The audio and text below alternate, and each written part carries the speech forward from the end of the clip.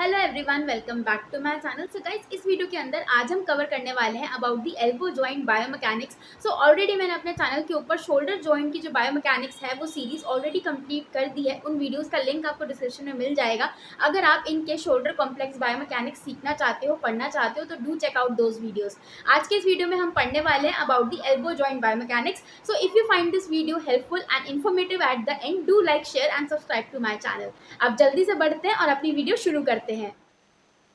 सबसे पहले हम ये समझते हैं कि एल्बो कॉम्प्लेक्स होता क्या है और इसमें कौन कौन से जॉइंट्स आते हैं।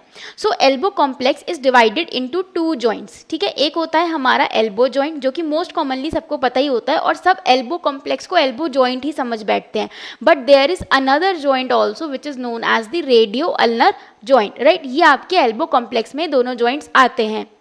अब जो एल्बो जॉइंट है that is further divided into two joints and similarly जो रेडियो अल्नर जॉइंट है that is also divided into two joints. तो एल्बो जॉइंट के अंदर दो जॉइंट कौन कौन से आते हैं, humero radial joint and humero ulnar joint.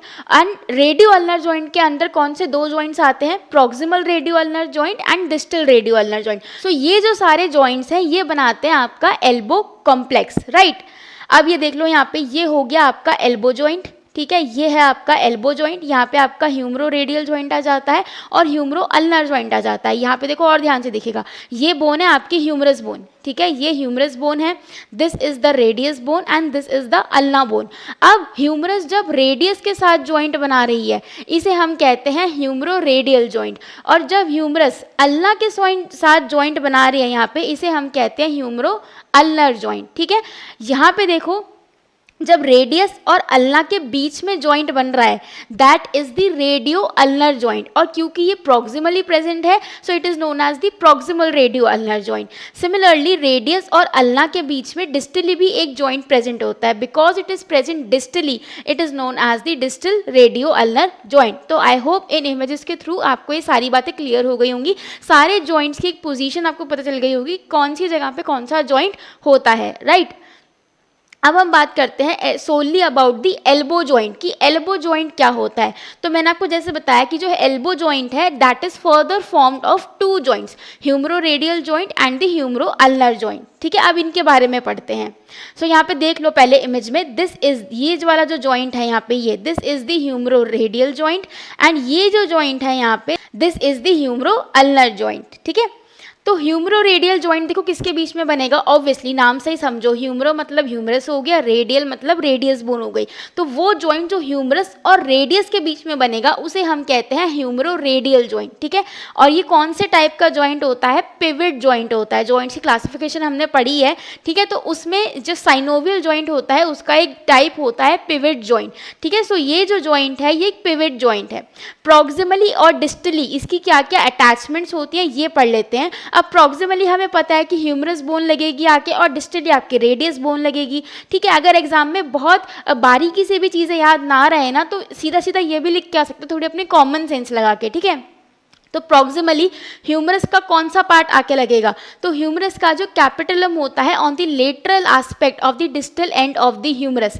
अब देखो बहुत सारे वर्ड्स आ गए यहाँ पे, तो अब सोचने वाली बात है कि ह्यूमरस का डिस्टल वाला एंड ही आके लगेगा, प्रॉक्सिमल हेड ऑफ ह्यूमरस तो आके लगेगा नहीं तुम्हारे रेडियस के साथ। ठीक है, तो डिस्टल एंड लगेगा। अब क्योंकि जो आपकी रेडियस बोन है वो लेटरली प्रेजेंट होती है और अल्ना मीडियली प्रेजेंट होती है, ये तो हम सबको ही पता है। तो अगर रेडियस लेटरली प्रेजेंट है तो ह्यूमरस का कौन सा वाला पार्ट लगेगा रेडियस के साथ, लेटरल वाला ही पार्ट लगेगा। तो ये दो चीज़ें तो कॉमन सेंस से भी समझ आ जाएंगी कि भाई लेटरल एस्पेक्ट क्यों लगा और डिस्टल एंड क्यों लगा। ठीक है, अब इन दोनों जगह पे लेटरल एस्पेक्ट और डिस्टल एंड पे कौन सा पार्ट है ह्यूमरस का, so that is the capitulum. तो प्रॉक्सिमली ह्यूमरो रेडियल जॉइंट में आपका कैपिटुलम लगता है of the humerus and distally तो हमारा हेड ऑफ रेडियस जाके लग जाता है। तो ये दोनों चीज़ें जब आपस में मिलती हैं तो हमारा ह्यूमरो रेडियल जॉइंट बनता है। Next is the humero ulnar joint. अब एक बात रखना कि जो अल्ना है दैट इज प्रेजेंट मीडियली। ठीक है, और ये कौन से टाइप का जॉइंट होता है, it is a hinge joint. अब इसकी प्रॉक्सिमली क्या अटैचमेंट होगी, देखो मीडियल एस्पेक्ट पे होगी और distal end of the humerus होगा, ठीक है। अब क्योंकि हमारी जो अल्ना है वो मीडियली प्रेजेंट है, तो ह्यूमरस का जो मीडियल एंड है और आपका डिस्टल एंड है वो जाके लगेगा। तो यहाँ पे क्या प्रेजेंट होता है, ट्रोक्लिया। तो जो ह्यूमरो अल्नर जॉइंट है वहां पे आपका ट्रोक्लिया जाके लगता है of the humerus as the proximal articulating surface. Distally क्या लगता है, ट्रोक्लियर नॉच जो कि प्रेजेंट होती है प्रॉक्सिमल अल्ना के ऊपर, ठीक है। सो यहाँ पे आप देख सकते हो दिस इज द कैपिटलम, ठीक है। ये हो गया आपका कैपिटलम ऑफ द ह्यूमरस एंड ये हो गया आपका ट्रोक्लिया ऑफ द ह्यूमरस। तो ये जाके लग रहा है आपका हेड ऑफ द रेडियस के साथ कैपिटलम, और यहाँ पे ये जो अल्नर नॉच है, ट्रोक्लियर नॉच है अल्ना के ऊपर, वो जाके लग रही है ट्रोक्लिया के साथ, ठीक है। ये दोनों डायग्राम्स में ये चीज़ें आपको एंटीरियर और पोस्टीरियर व्यू में यहाँ पे प्रेजेंट करी हैं, ठीक है। अब बात करते हैं रेडियो अल्नर जॉइंट की। तो जो जॉइंट रेडियस और अल्ना के बीच में होगा उसे कहेंगे रेडियो अल्नर जॉइंट। दो टाइप्स का होता है, प्रॉक्सिमल एंड डिस्टल। ये ऑलरेडी मैं आपको बता चुकी हूँ in the starting, right. So this is the proximal radio ulnar and this is the distal radio ulnar. अब प्रॉक्सिमल और डिस्टल इनके नाम किस बेसिस पे आए हैं, बेस्ड अपॉन दी लोकेशन, कि ये जॉइंट कहाँ लोकेटेड है। So it is located proximally hence the name and it is located distally hence the name given, right. अब बात करते हैं proximal and radio ulnar joint and distal radio ulnar joint का थोड़ा डिटेल में। सो ये जो प्रॉक्सिमल रेडियो अल्नर जॉइंट है ये एक पिवट जॉइंट है एंड डिस्टल वाला आपका हिंग जॉइंट है। It is found between the head of the radius and radial fossa of the ulna, ठीक है। And the distal radio ulnar joint is found between the distal head of the ulna, obviously क्योंकि distal में present है distal नाम आएगा, and the ulnar notch of the radius. तो ये इनकी आर्टिकुलेशंस हो गई of both the proximal and distal radio ulnar joint, right. So यहाँ पे आप इमेज में भी देख सकते हो, ये आपका प्रॉक्सिमल जॉइंट दिखा रखा है यहाँ पे, ठीक है, प्रॉक्सिमल रेडियो अल्नर जॉइंट। और यहाँ पे ये जो जॉइंट है ग्रीन कलर का, this one, this is your distal radio ulnar joint. So this is distal radio ulnar joint and this is the proximal radio ulnar joint, ठीक है। Next is the humero radial articulation. अब ये जो ह्यूमरो radial joint हमने पढ़ा था इसको हम डिटेल में पढ़ेंगे। It is which joint, it is a part of the elbow joint, ठीक है। जो हमारा जहाँ पे भी ह्यूमरो नाम आ जाएगा वहाँ पे समझ लेना एल्बो जॉइंट के कंटेक्स्ट में, so that is related to the elbow joint. अब प्रॉक्सिमली हमें पता है कि ये कैपिटलम आर्टिकुलेट करता है और डिस्टली आपका head of the radius articulate करता है। This we have already studied and covered, right. अब यहाँ पे देखो फिर वही इमेजेस के थ्रू आपको दिखा रखा है, this is the capitellum of the humerus, this part, ठीक है, and this is the radial head. यहाँ पे भी देखो लेटरल एस्पेक्ट से हम ये चीज़ देख रहे हैं, यानी कि साइड से देख रहे हैं। तो बायोमैकेनिक्स पढ़ने से पहले ना आपको थोड़ी ये जो एनाटमी है, जो इनकी आर्टिकुलेशंस हैं, through diagrams and through images आपको ये सारी बातें याद रखनी पड़ेंगी। क्योंकि अगर आपका एनाटमी स्ट्रांग नहीं है, आपको एनाटमी इनकी ढंग से नहीं पता, आपके दिमाग में इनकी इमेजेस नहीं बैठी हुई है ना, तो आपके लिए बायोमैकेनिक्स पढ़ना बहुत कंफ्यूज हो जाओगे, बहुत मुश्किल हो जाएगा आप लोगों के लिए। क्योंकि बायोमैकेनिक्स में सारी समझने वाली बातें हैं, रट्टा नहीं मार सकते बायोमैकेनिक्स में। तो उसके लिए आपके जो बेसिक्स हैं that should be very clear. तो उसके लिए मैं आपको एक बार सारा बेसिक से ही शुरू करके पढ़ा देती हूँ, राइट। कैपिटलम की अगर हम बात करें, सो ये जो आपको ये दिख रहा है यहाँ पे, this is the capitellum of the humerus, ठीक है। So it is located on the anterolateral surface of the distal humerus. तो यहाँ पे इसकी लोकेशन बताई गई है कि ये लेटरली एंड एंटीरियरली प्रेजेंट होता है over the distal end of the humerus and it lies anterior to the shaft of the humerus, ठीक है। तो जब हमने शोल्डर कॉम्प्लेक्स बायोमैकेनिक्स में हमने ग्लीनो ह्यूमरल जॉइंट पढ़ा था, when we studied about the glenohumeral joint, तो वहाँ पे हमने दो एंगल पढ़े थे। एक था एंगल ऑफ इंक्लिनेशन, ठीक है, एक था एंगल ऑफ इंक्लिनेशन एंड एक था एंगल ऑफ टॉर्जन। उसी की वजह से ये जो स्टेटमेंट है ना यहाँ पे, ये आई है इन्हीं दो एंगल्स की वजह से, ठीक है। इसीलिए जो आपकी शाफ्ट ऑफ ह्यूमरस है उसके ये एंटीरियरली लाई करता है आपका कैपिटुलम। तो अगर आप इसका रीजन जानना चाहते हो तो इन दोनों जॉइंट्स, इन दोनों एंगल्स के बारे में आप अच्छे से पढ़ लेना, ठीक है। अब रेडियल हेड की बात करें तो देखो, अगर आप सुपीरियरली देखोगे तो आपका रेडियल हेड ना ऐसे पूरा सर्कुलर स्फेरिकल टाइप शेप में दिखता है and it is the proximal and of the radius. सबसे ऊंचा पार्ट होता है रेडियस बोन का। स्लाइटली कप शेप होता है, कॉनकेव सरफेस होती है कॉल्ड द फोविया। अब ये जो आप ऊपर देख रहे हो इसमें हल्का सा एक डिप्रेशन टाइप होता है, ठीक है, इस तरीके से होता है, कॉनकेव सरफेस होती है इस तरीके से, इसको हम कहते हैं फोविया, ठीक है, this is known as the fovea. ये आपने जनरल एनाटॉमी जब पढ़ी होगी एल्बो जॉइंट की, वहाँ पे भी आपने पढ़ा होगा। अब इसके जॉइंट कैप्सूल की बात करते हैं तो humero radial, humero ulnar and the superior distal radio ulnar joint, इनका एक ही सिंगल कैप्सूल होता है, यानी कि पूरा एल्बो जॉइंट में जो हमारे दो जॉइंट आ गए वो, along with the proximal radio ulnar joint. ठीक है, ये दोनों जॉइंट्स का, एल्बो जॉइंट और प्रॉक्सिमल रेडियो अल्नर जॉइंट का एक सिंगल जॉइंट कैप्सूल होता है। ठीक है, इस बात को याद रखना। ठीक है, यहाँ पे आपको इमेज से दिखा रखा है, so this is the elbow joint का कैप्सूल। यहाँ पे हम बात कर रहे हैं जो जॉइंट कैप्सूल है उनके मार्जिन्स की, कि एंटीरियरली, पोस्टीरियरली एंड लेटरली ये जो जॉइंट कैप्सूल है कहाँ तक एक्सटेंड होता है, right. So proximal attachment is just above the coronoid and the radial fossa, ये हो गए इनके फोसा ऊपर। ठीक है, and distally it goes into the ulna हो गई आपकी ये वाली bone, along the margins of the coronoid process, this is the coronoid process, and it blends with the proximal border of annular ligament. अब जो ये आपका रेडियल हेड है ना, इसके ऊपर होता है आपका एन्युलर लिगामेंट, राइट। सो इसके साथ ये ब्लेंड, तो मतलब एंटीरियरली आपका ये कहाँ से ऊपर से नीचे तक कहाँ एक्सटेंड होता है वो बताया हुआ है, राइट। अब बात करते हैं पोस्टीरियरली, तो ये पोस्टीरियर इमेज है आपके एल्बो कॉम्प्लेक्स की। तो पोस्टीरियरली में भी ऊपर भी जाता होगा और नीचे भी एक्सटेंड करता होगा जॉइंट कैप्सूल आपका। ठीक है, पूरा ऐसे कवर करता है पीछे से भी। तो प्रॉक्सिमल अटैचमेंट इसकी कहाँ तक होती है? So it is attach to the humerus along the upper edge of the olecranon fossa and to the back of the medial epicondyle, यानी कि ओलिक्रानॉन फोसा तक जाता है और ये जो आपका बैक ऑफ मीडियल एपिकॉन्डाइल है यानी कि ये वाला यहाँ तक जाता है। डिस्टली अब नीचे कहाँ तक एक्सटेंड होता है ये? So it passes just below the annular ligament, यहाँ पे जो एन्युलर लिगामेंट है ना रेडियस के ऊपर वहाँ तक जाता है, and it attaches to the posterior and inferior margins of the neck of the radius, यानी ये नेक ऑफ द रेडियस पे ही जाके ये लग जाता है। सो बेसिकली आपको पूरा एक ओवरव्यू देने की कोशिश करी है मैंने यहाँ पे कि जो जॉइंट कैप्सूल है ये कहाँ से कहाँ तक जाता है, anteriorly, posteriorly and medially and laterally. So medially and laterally की अगर बात करें so it is continuous with the collateral ligaments. So यहाँ पे ना कोलेटरल लिगामेंट्स होते हैं जॉइंट के, ठीक है, उनके बारे में हम अभी पढ़ेंगे, राइट। सो ये कैप्सूल उनके साथ रहता है, उनके साथ जाता है, कंटिन्यूस होता है। सो जॉइंट कैप्सूल जो होता है वो लार्ज होता है एंड लूज होता है। लूज होता है तभी आप जो एल्बो जॉइंट पे ना मूवमेंट कर पाते हो। अगर बहुत टाइट और बहुत स्टिफ आपका जॉइंट कैप्सूल है तो आप इतनी मूवमेंट्स नहीं कर पाओगे। It is weak anteriorly and posteriorly, medially and laterally comparatively ये स्ट्रॉन्ग रहता है, but anteriorly and posteriorly it is weaker. It contains folds that are able to expand to allow for a full range of elbow motion. अब इसने क्या बोला कि ये जो आपका समझ लो ये जैसे आपका जॉइंट कैप्सूल का सरफेस है, अब इसके अंदर ना ऐसे फोल्ड्स बने होते हैं, ठीक है, ऐसे फोल्ड्स बने होते हैं, ठीक है। तो अगर मैं इन फोल्ड्स को खोल दूं, ठीक है, तो इसकी जो ये लेंथ है ये इतनी हो जाएगी। अब मैं इसको वापस छोटा करना चाहूँ तो ये फोल्ड ऐसे ऐसे हो जाएंगे।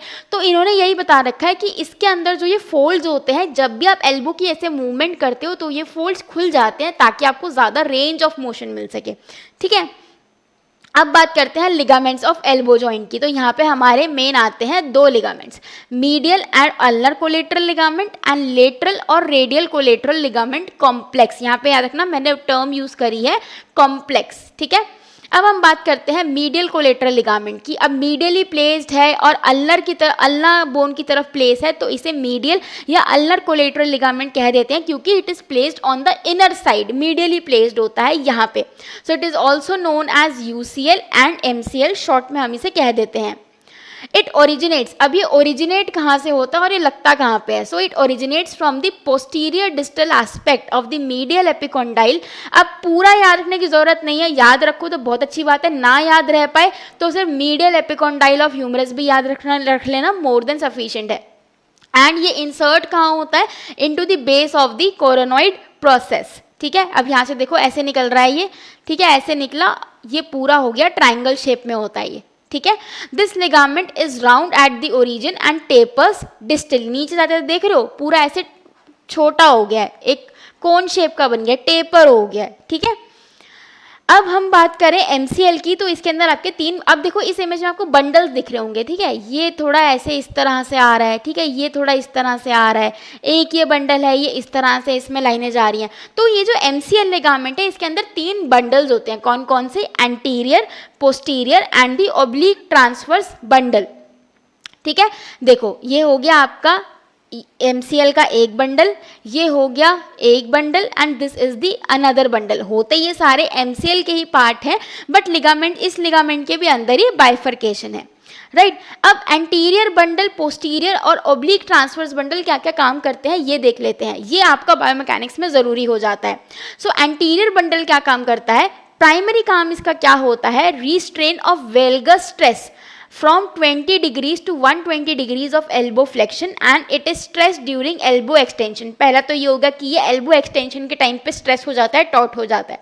दूसरा, ये मेन काम क्या करता है कि जब भी आपका 20 से 120 डिग्री तक एल्बो फ्लेक्शन होता है, यानी कि इतनी जो रेंज है ये हो रही है, उस दौरान कोई भी वेलगस फोर्स आके लगती है तो उसको ये रिस्ट्रेन करता है। अब याद रखना, जो मीडियल साइड का लिगामेंट है वो हमेशा वेलगस स्ट्रेस को या वेलगस फोर्स को ही रोकेगा, रिस्ट्रेन करेगा, और जो लेटरल वाला है वो वेरस फोर्स को रोकेगा। तो ये जो तीनों ही बंडल्स है ना, ये एक्चुअली वेलगस फोर्स को ही रोकेंगे। यहाँ पे ये बता रखा है कि जो एंटीरियर बंडल है वो वेलगस फोर्स को तो रोकता है, बट कौन सी डिग्रीज में रोकता है। So between 20 to 120 degrees of elbow flexion, ये आपको लिख के आना पड़ेगा। ये सिर्फ ये लिख के आओगे कि वेलगस स्ट्रेस को रोकता है तो वो तो बाकी दो बंडल भी रोक रहेंगे, ठीक है, क्योंकि वो मीडियली प्लेस्ड है तो उनका काम ही यही है, बट ये 20 to 120 degrees of elbow flexion में रोकता है। पोस्टीरियर बंडल क्या काम करता है, it provide some resistance to longitudinal distraction of the joint surface, longitudinal distraction रोकता है, and it becomes taut during 60 to 90 degrees of flexion, ठीक है। यहाँ पे है ना, यहाँ पे भी इस टाइम पे ये ज़्यादा वेलगस स्ट्रेस को रोकता है, ठीक है, and it is stress during elbow flexion, ठीक है। ये एल्बो फ्लेक्शन के टाइम पे स्ट्रेस होता है, वेराज जो एंटीरियर था वो एल्बो एक्सटेंशन के टाइम पे स्ट्रेस आउट होता था। एक होता है आपका ऑब्लिक ट्रांसवर्स बंडल। अब ये क्या करता है, इन दोनों बंडल्स को जोड़ के रखता है कि तुम कहीं अलग अलग मत हो जाना, वरना तुम्हारा MCL का बेड़ा गर्क हो जाएगा। सो इसका बस ये काम है बेसिकली कि ये इन दोनों लिगामेंट्स को बांध के रखता है, कनेक्ट करके रखता है। नेक्स्ट इज दी लेटरल और the radial collateral ligamentous complex. इसको हम RCL भी कह देते हैं या फिर कई बार LCL भी कह देते हैं। क्यों? क्योंकि ये जो आपका रेडियल साइड है या आउटर साइड है वहाँ पे ये प्रेजेंट होता है, ठीक है। अब इसके भी आपके 3 लिगामेंट्स आते हैं। अब यहाँ पे देखो मैंने टर्म यूज़ करी है 3 लिगामेंट्स के थ्रू ये बनता है, जो जबकि मैंने MCL के अंदर यूज़ करी थी कि MCL लिगामेंट 3 बंडल्स होते हैं उसके अंदर लिगामेंट्स के, बट यहाँ पे आपको 3 लिगामेंट्स अलग से देखने को मिलते हैं। कौन कौन से? Lateral collateral ligament LCL, lateral ulnar collateral ligament LUCL and the annular ligament. So देखो, this is the RCL, this is the annular ligament and this is the LUCL, ठीक है। इस तरीके से प्लेस्ड होता है और ये लेटरली प्लेस्ड होते हैं। अब सबसे पहला आता है इसमें हमारा लेटरल रेडियल कोलेटरल लिगामेंट, ठीक है, लेटरल रेडियल कोले यानी कि LCL ligament. So this is the LCL या फिर इसको RCL भी कह देते हैं, क्योंकि रेडियल और लेटरल को हम इंटरचेंजेबली यूज करते हैं। ये क्या होता है, ये एक फैन शेप स्ट्रक्चर होता है। अब ये एक्सटेंड कहाँ से कहाँ तक करता है ये LCL वाला ligament? So it extends from the inferior aspect of the lateral epicondyle of the humerus.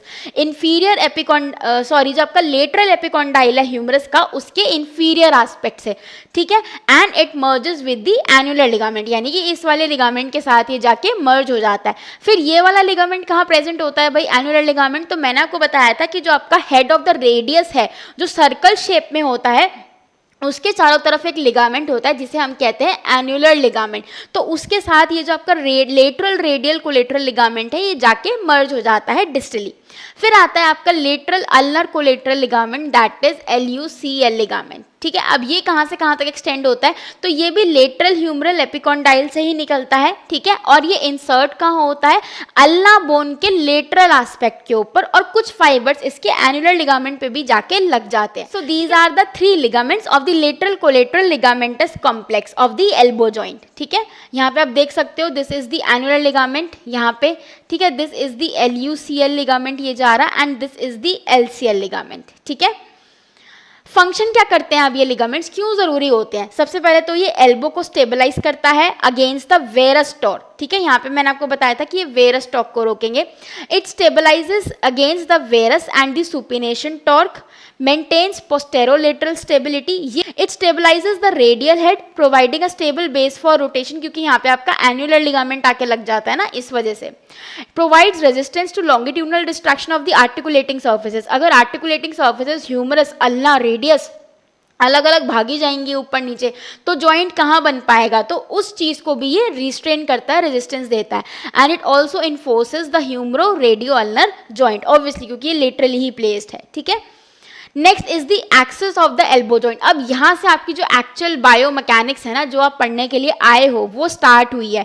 But जो मैंने आपको सारे बातें अभी तक बताई हैं, these were actually the pre requisite. अगर ये आपको नहीं समझ आएंगी तो आप ये चीज़ नहीं समझ पाओगे, इसलिए मैंने आपको इतनी ये जो कहानी है पूरी ये समझाई है पहले। सो एक क्या होता है, आपको इमेज से समझाती हूँ। ये जो आपका एल्बो जॉइंट है, इसकी जो एक्सिस है ये कुछ इस तरीके से यहाँ पे पास होती है। इसमें आप अच्छे से देख लो, हॉरिजॉन्टल एक्सिस है जो कि ये पास होती है, ठीक है।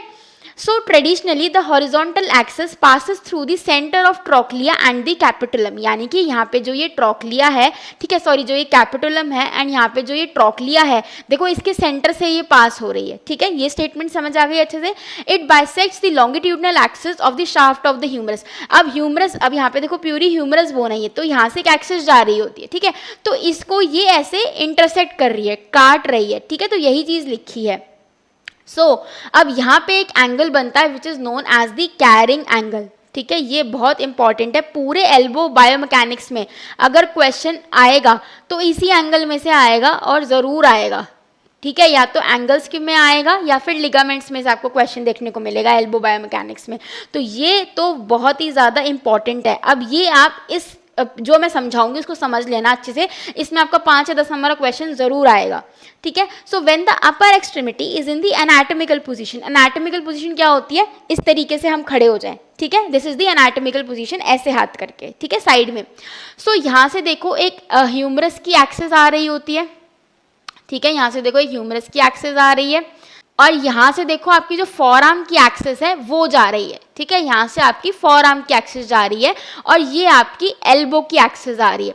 तो ये जो दोनों एक्सिस है ना, ये स्ट्रेट लाइन में फॉल नहीं करती। ऐसा नहीं होता कि चलो ह्यूमरस यहाँ पे है और यहाँ पे अगर आपका फॉरआर्म है तो ह्यूमरस की एक्सिस भी सीधी आ जाए और फॉरआर्म की एक्सिस भी सीधी आ जाए, ऐसा नहीं होता। आप ध्यान से देखोगे अपने एल्बो पे तो यहाँ पे ना देखो कर्व होता है, इस तरीके से आती है और फिर इस तरीके से जाती है, ठीक है, ध्यान से देखना कभी, ठीक है। तो ये जो यहाँ पे एंगल बनता है, this is known as the carrying angle.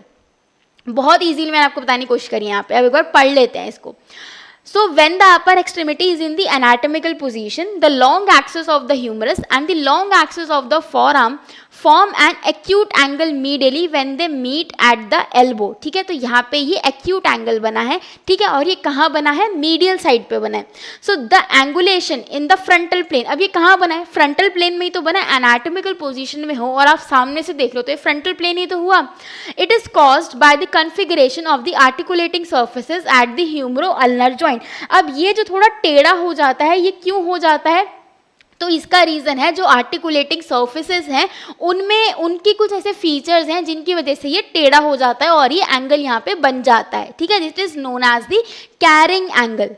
So the medial, अब इसके जो मैंने आपको बताया कि जो बोनी आर्टिकुलेशंस हैं, ठीक है, बोनी आर्टिकुलेशंस जो हैं, बोनी आर्टिकुलेशंस की वजह से कैरिंग एंगल इज फॉर्म्ड, ठीक है। तो उसके क्या कौन कौन सी बोनी आर्टिकुलेशंस है वो ये सब आपको लिख के आना है, ठीक है, पेपर में। ये सारा मैंने आपकी नॉर्किन की बुक से ही उठाया है सारा, ठीक है। So the medial aspect of the trochlea extends more distally than the lateral aspect, ठीक है। अब जो ट्रोक्लिया हमने पढ़ी थी ह्यूमरस में, उसका जो मीडियल एस्पेक्ट है और लेटरल एस्पेक्ट है, तो इन दोनों में फ़र्क होता है, ये एक सेम लाइन पे नहीं होते। आई थिंक मैंने इमेज डाली होगी यहाँ पे। सो देखो यहाँ पे की इमेज देख लो, ये आपका कैरिंग एंगल बन रहा है, ठीक है, इस तरीके से, और ये इस तरीके से, ये सीधा जाता और ये ऐसे सीधा जाता है, तो ये जो एंगल बनता है आपका, this is the carrying angle, ठीक है। अब यहाँ पे अगर आप ध्यान से देखो तो यहाँ पे है आपका ये ट्रोक्लिया। अब ट्रोक्लिया का यहाँ पे ऐसे ये सरफेस है, ठीक है। अब ये जो ह्यूमरस में ट्रोक्लिया है, इसका जो आपका मीडियल एस्पेक्ट है ये थोड़ा नीचे की तरफ झुका हुआ ज़्यादा होता है। अब देखो अगर ध्यान से, अगर ये ट्रोक्लिया का जो मीडियल एस्पेक्ट है, मैं थोड़ा रेफरेंस में इसके बिल्कुल नहीं बता रही पर थोड़ा समझने की कोशिश करना। सो मैं तुम्हें एक बार ना रफली यहाँ पे एक बार बना के दिखा देती हूँ, ठीक है, ठीक है, थोड़ा रेफरेंस के लिए तुम पेपर में भी ऐसे बना के आ सकते हो, ठीक है।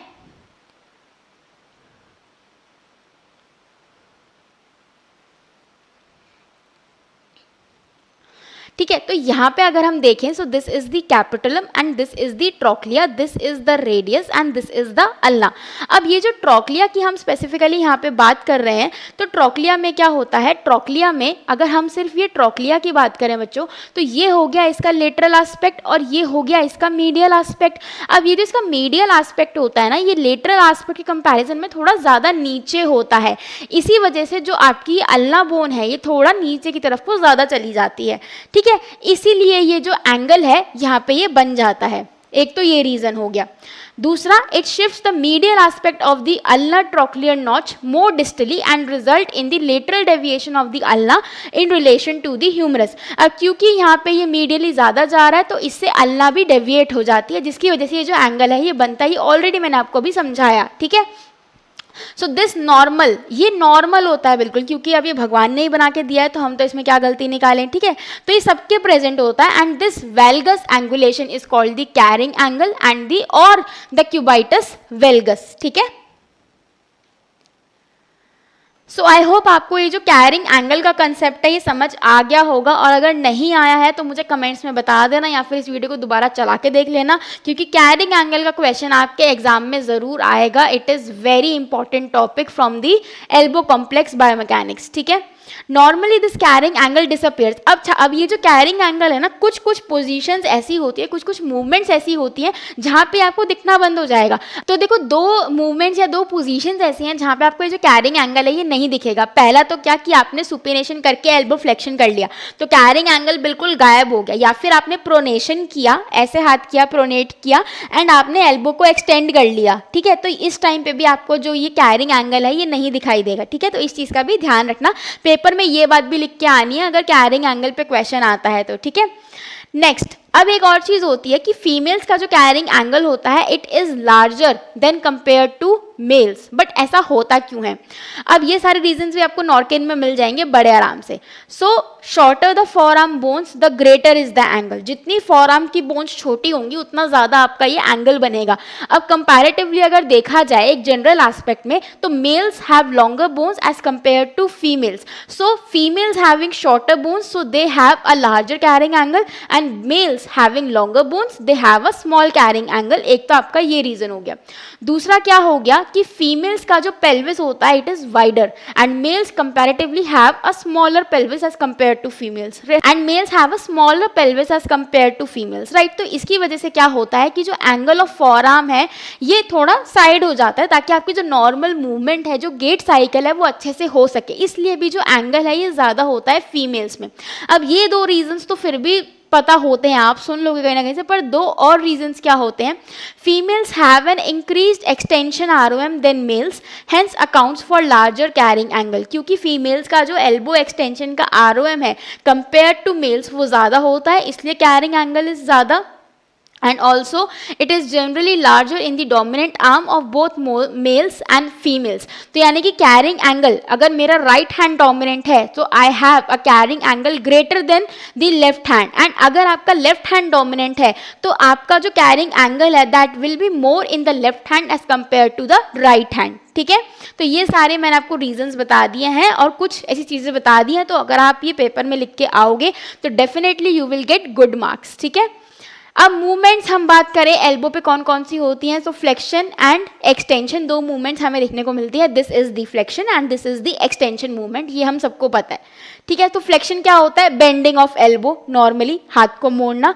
इसकी रेंज क्या होती है? 0 to 150 डिग्रीज। एक्सटेंशन क्या होता है? अपोजिट ऑफ फ्लेक्शन, सीधा कर देना हाथ को। रेंज क्या हो गई? 150 to 0 डिग्रीज। ठीक है, so this is the flexion extension movement which have been shown to you in the pictures. Muscles की हम बात करें तो यहाँ पे दो ग्रुप ऑफ मसल हो जाएंगे, एक फ्लेक्शन कराने वाले, एक एक्सटेंशन कराने वाले। अब इनकी भी बायोमैकेनिक्स देख लेते हैं एक बार।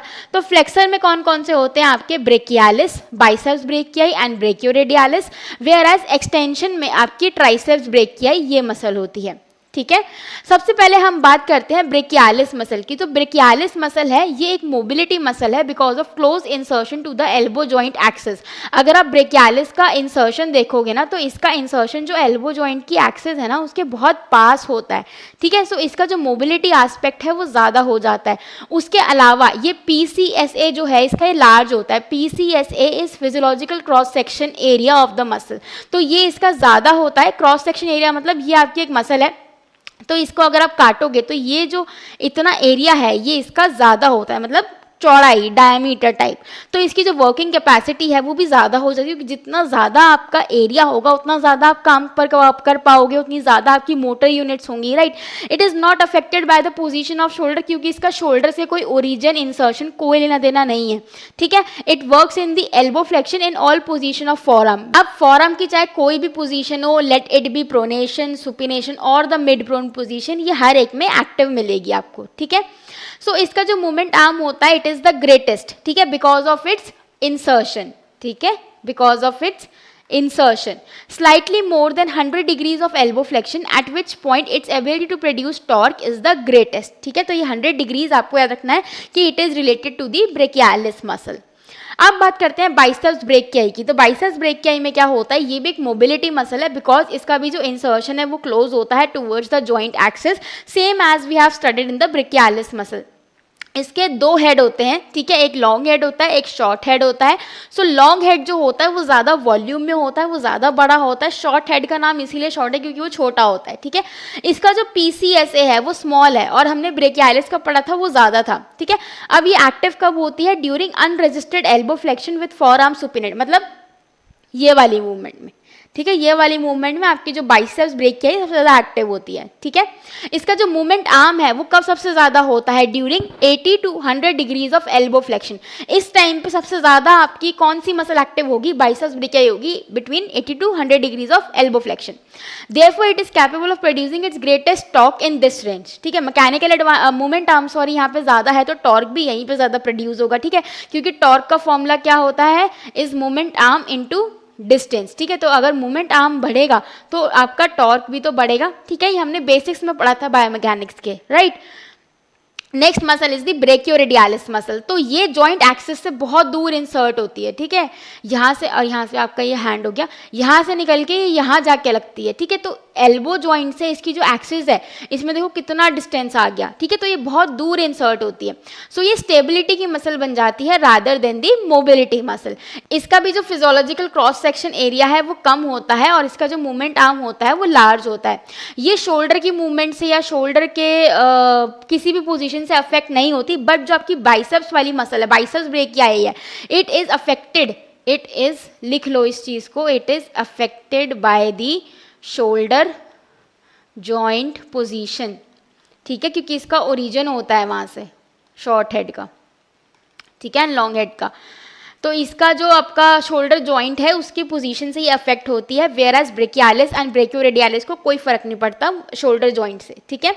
इसका जो मूवमेंट आर्म होता है ये कब होता है, between 100 to 120 degrees of elbow flexion. तो हमने तीनों मसल्स के जो पीक मूवमेंट आर्म है वो पढ़ लिए हैं, अब इनको याद रखना, पेपर में ये लिख के आने एज इट इज, ठीक है। अब देखो ट्राइसेप्स ब्रेकियाई की बात करें तो इसके देखो 3 हेड होते हैं, कौन कौन से, एक होता है आपका लेटरल हेड, ठीक है, एक हो गया लेटरल हेड, एक हो गया आपका लॉन्ग हेड और एक हो गया आपका मीडियल हेड, ठीक है। ये 3 हेड होते हैं आपके ट्राइसेप्स ब्रेकियाई के। तो अगर हम मीडियल और लेटरल हेड की बात करें तो इनका शोल्डर जॉइंट से इन दोनों को कोई लेना देना नहीं है, इन दोनों मूवमेंट, इन दोनों मसल्स को, राइट। बट जो आपका लॉन्ग हेड है ट्राइसेप्स का वो इफेक्ट होता है शोल्डर जॉइंट की मूवमेंट से, ठीक है। तो ये एक 2 जॉइंट मसल बन जाती है फिर इसके चक्कर में। सो एज अ होल अगर हम तीनों कंबाइन करें, हम पूरा ट्राइसेप्स ब्रेकियाई को देखें, ठीक है, so this muscle is affected by changes in the elbow position but not by change in position of the forearm because its attachment to the ulna and not the radius, ठीक है। ये चीज आपको ध्यान रखनी है ट्राइसेप्स ब्रेकियाई के regard में, ठीक है। जो इसका मीडियल हेड है, medial head of the triceps muscle, it is active in unregistered active elbow extension, यानी कि एल्बो एक्सटेंशन करानी है हमें सिर्फ। ये जो एक्सटेंशन वाली मूवमेंट हो रही है ना, बिना, अब मैं इसको ऐसे रोकूं, ठीक है, ऐसे रोकूं, तो इसमें ये काम नहीं करेगा। बट नॉर्मल ऐसे सिर्फ ग्रेविटी की उसमें असिस्टेंस करवानी हो तो आपको मीडियल हेड आपका एक्टिव मिलेगा। 3 हेड कब एक्टिव होंगे कि हम जब हैवी रेजिस्टेंस के साथ एक्सटेंशन में जा रहे हैं, जैसे कि जब आप पुशअप्स करते हो तो आप ऐसे धक्का मार रहे हो ज़मीन को और फिर आप ऊपर उठ रहे हो, तो यहाँ पे क्या हो रहा है, आप अपनी बॉडी वेट का रेजिस्टेंस यूज़ करो, तो यहाँ पे आपकी जो पूरे मसल है triceps brachii, complete triceps brachii muscle is used here, ठीक है, यहाँ पे यूज होगी। It acts concentrically to extend the elbow when the triceps act in a closed kinematic chain such as in push-ups। अब obviously जब आप push-ups का मैं आपको एग्जांपल दे रही हूँ तो आप अर्थ मतलब ग्राउंड के ऊपर आप ऐसे धक्का लगा रहे हो, तो आपके जो ट्राइसेप्स हैं दैट विल कॉन्ट्रैक्ट कंसेंट्रिकली। क्यों? क्योंकि वहाँ पे एल्बो एक्सटेंशन जो है वो एक एगेनिस्ट काम बन जाता है, एक मेन काम बन जाता है। So this muscle becomes your agonist muscle and उस टाइम जो आपकी बाइसेप्स मसल है वो आपकी एंटागोनिस्टिक मसल बन जाएगी, ठीक है, ये याद रखना। It acts eccentrically to control the elbow flexion. अब मैं नॉर्मल ऐसे एल्बो फ्लेक्शन कर रही हूँ, तो एल्बो फ्लेक्शन के टाइम पे अगर मेरे ट्राइसेप्स मसल्स नहीं काम करेंगी तो मैं तो अंधाधुंध मतलब बेलगाम एल्बो फ्लेक्शन करती रहूंगी, बिल्कुल बिल्कुल चला जाएगा। बट एल्बो फ्लेक्शन को कंट्रोल करने के लिए, प्रिसीजन देने के लिए, एक्यूरेसी देने के लिए, ढंग से मेरा कोऑर्डिनेटेड मूवमेंट बनाने के लिए एल्बो फ्लेक्शन की जो ट्राइसेप्स मसल है उनका इसेंट्रिकली एक्टिवेट होना बहुत ज़्यादा ज़रूरी है। तो ट्राइसेप्स मसल नहीं, हर मसल हमारी बॉडी की जो है वो इसेंट्रिकली और कंसेंट्रिकली दोनों तरीके से काम करती है। यहाँ पे मैंने आपको यहाँ पे ट्राइसेप्स का बताया है, ठीक है। So guys this is all about the elbow joint biomechanics. I hope आपको ये वीडियो हेल्पफुल लगा होगा और आपके जो कंसेप्ट से related to elbow joint biomechanics वो भी सारे क्लियर हो गए होंगे। और अगर ये वीडियो इन्फॉर्मेटिव लगा हो तो मेरे चैनल को जरूर सब्सक्राइब कर देना।